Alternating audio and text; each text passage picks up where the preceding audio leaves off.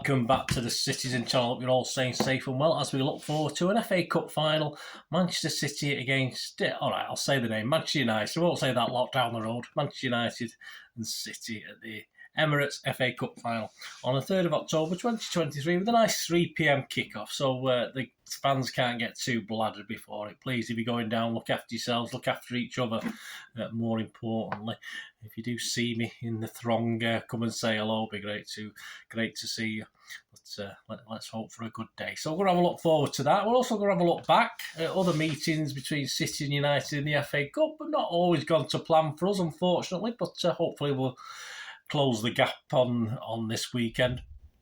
Please, if you are new to the channel, push that subscribe button, push the bell notifications. Everything City, past, present and forever, of course. Lots of stuff over the summer break as well. It won't be very long. Before we know it, we'll be back playing Premier League action and everything else as well. But please, as I'm recording this, we've still, of course, got a Champions League final to look forward to after this FA Cup final. Whatever happens, we'll have to pick ourselves up or joyously move forward.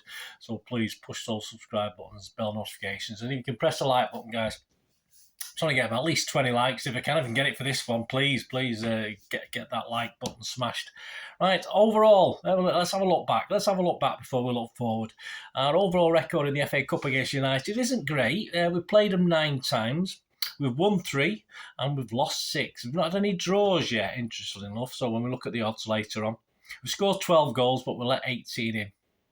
Let's have a look at our history. Our first matchup was back then in what was called the English Cup in the first qualifying round in 3rd of October 1891. No, I wasn't there, so don't start that one. City then Hardwick was stuffed by United, then Newton Heath 5-1. Their place in front of about 10,000 fans. Hardwick went in at half-time, 1-0 down. It was the first season when penalty kicks had been introduced. Typically, Hardwick or City had the chance to take the lead with one, but we missed it. Typical City. Pearson scored the only City goal. Next up, it was a semi-final at Bramall Lane. Yes, I've been there. Did you have been there? Not for this one, though. In 1926, yes, 27th of March. This was a season we'd won 6-1 at Old Trafford. And we would win this semi-final convincingly, 3-0, with 2 goals from Tommy Browell and Frank Roberts got the other. A crowd of 46,450. We did unfortunately lose to Bolton 1-0 in the final, but hey, close. Third matchup, 29th of January 1955, Main Road. We welcomed our neighbours for the 4th round in front of 74,723, and we won through 2 second-half goals from Joe Hayes and Don Revie. City went on to get to the final, but unfortunately Newcastle beat us. Match day 4 against United in the FA Cup. As holders, we went to Old Trafford for another 4th round match on the 24th of January 1970. We'd won it, of course, in 69. Having beaten United in the League Cup semi-final already, confidence was high, but we were on the end of a 3-0 defeat. Very depressing. In front of 63,417. United actually went out to Leeds in the semi-final. Our 5th matchup, Norman Whiteside scored the only goal, a United victory on the 10th of January 1987. I was there that day, a 3rd round tie at Old Trafford, attendance 54,294. A Vardy equaliser late on was ruled out for a foul. Only the ref saw it, though no one else did. And Alex Ferguson had his first ever derby win 2 months after replacing Ron Atkinson. United went out, though, in the next round to Coventry. The 6th matchup, 42,692 at Old Trafford for the 5th round match on 18th of February 1996. 8,000 Blues celebrated as Rosler gave us the lead on 11 minutes, but a controversial penalty award, no surprise there, gave United a way back in and 1-1 at half-time. We eventually lost the game 2-1, and United actually won the Cup that season, beating Liverpool in the final. On to our 7th matchup, a 6-goal thriller, not unfortunately our way. On the 14th of Feb 2004, in the 5th round, remember this one? Old Trafford with David James, Cutside, Arnie Aronson went in goal for us, and he let in 4, unfortunately, in front of over 9,000 Blues that day. We did manage a couple back, but we were never really in it. Tarnett and Fowler scoring 2 in a 4-2 loss. United had actually been down to 10 men for over half the game, but they won that quite comfortable in the end. United won the Cup again that season, beating Millwall. On to the eighth match-up between City and United. Another semi-final, and we'll all remember this one, won't we? Another City win, of course, thankfully, finally, on the 16th of April 2011 at Wembley. Yaya Touré's second half goal caused a shift in power in Manchester. 86,549 were there to witness it. And City, of course, went on to win the cup, beating Stoke that season. And again, as in 1969-70, we have to face them the next season. We faced United again on the 8th of January 2012 at home in front of 46,808, and as holders we were beaten 3-2 in the third round.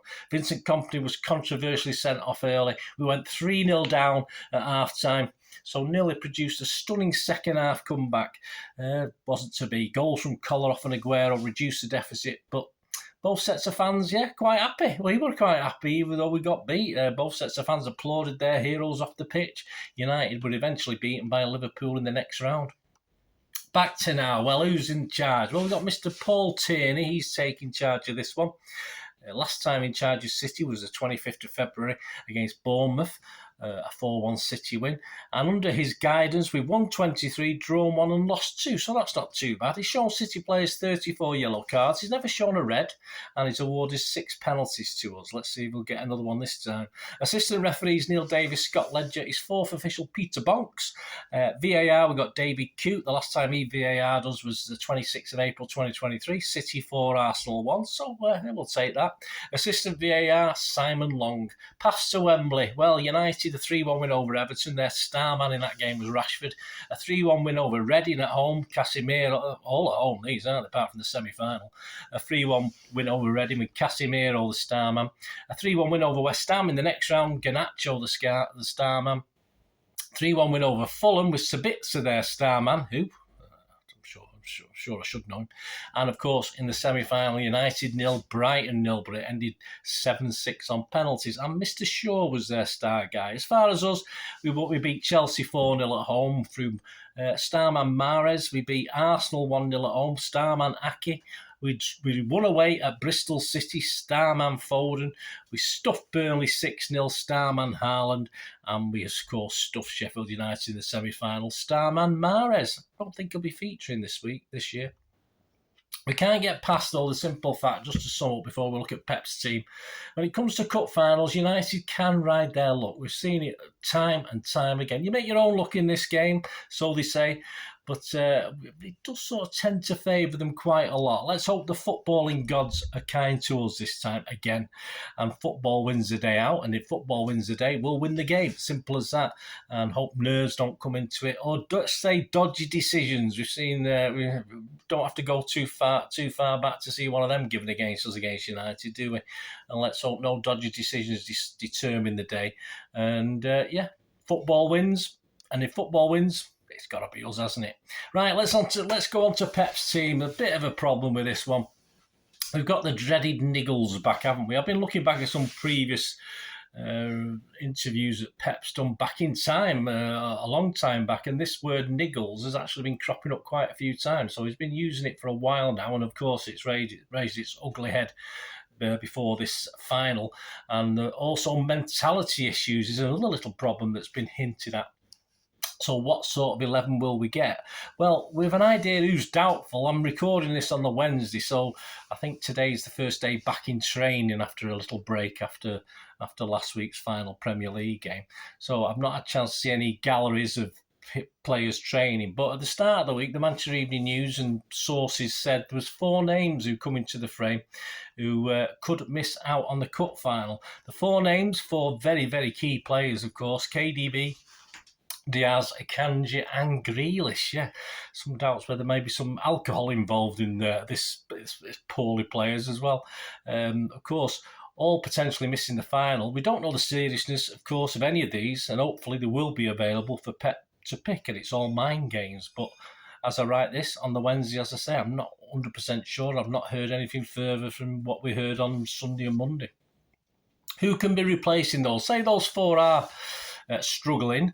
Who can be replaced? I mean, there are obviously 2 players I think can be replaced without too much detriment to the starting 11. We've got replacements, or we can shuffle the pack to replace Grealish. We can shuffle the pack to replace Akanji at the back, so that's not a problem. Diaz and KDB, though, are not not irreplaceable, but of course will be big misses. Again, Pep can shuffle his pack accordingly.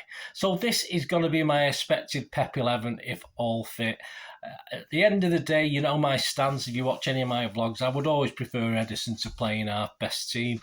And of course, he should play in this game. But of course, we know Ortega will probably get a start. So I'm not going to quibble over that. Ortega has a lot of plus points over Ederson and vice versa. And if you can combine the two, we've probably got a cracking goalkeeper there, haven't we? But I can't see past Ortega starting this. Although, as I said, for me, if City play the strongest team, Ederson would be in it all day long, but that's not how it works. So I'm going to put Ortega in goal. This is a rest. These are my outfield guys, based on the fact I'm hoping all those niggles have been sorted. Stones, Akanji, Diaz, Ake, Roderick, Gundo, KDB, Bernardo, Grealish and Haaland. Unlucky on recent form. I would say Rico Lewis has been unlucky not to force his way in.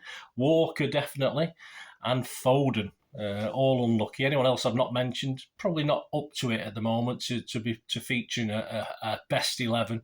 But I wouldn't be unhappy if any three of those were starting. Although if all three started, I perhaps would worry a little bit. Anyway, let me know your thoughts, guys. Let me know your lineups. Let me know what you think will go on. As I say, you might, as you're watching this, you probably know more than me. We might all of a sudden have 6 players out for the final, so totally different. But that's on the basis of what we know on a Wednesday approaching the Saturday FA Cup final.